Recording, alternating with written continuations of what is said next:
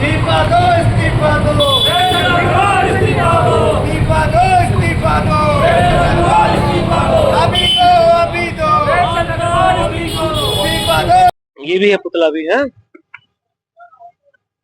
पुतला दहन जिस प्रकार से कैबिनेट मंत्री प्रेमचंद अग्रवाल जी के द्वारा पर्वतीय समाज के ऊपर टिप्पणी की गई है, उसका कांग्रेस पूरी तरीके से कठोर शब्दों में निंदा करती है और किसी भी कीमत पर हमारे इस सुंदर प्रदेश को धर्म और जातियों पर और छोटे छोटे मतभेदों में कर हम इसका विनाशी कगार पर नहीं ले जाने देंगे।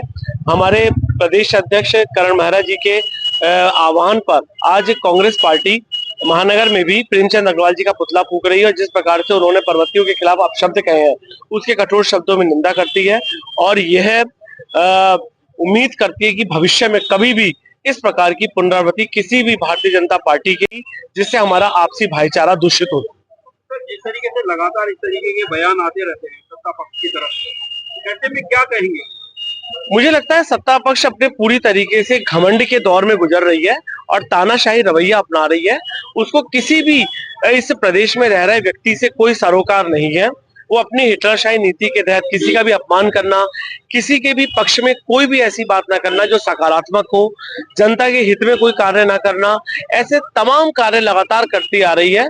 लेकिन भविष्य में जनता तैयार बैठी है इनके सभी इस प्रकार के कृत्यों का पुरजोर तरीके से जवाब देने के लिए। तो जिस तरीके से बजट सत्र में चर्चा चल रही थी, बजट सत्र में इस तरीके से बयान कितने निराशाजनक होते?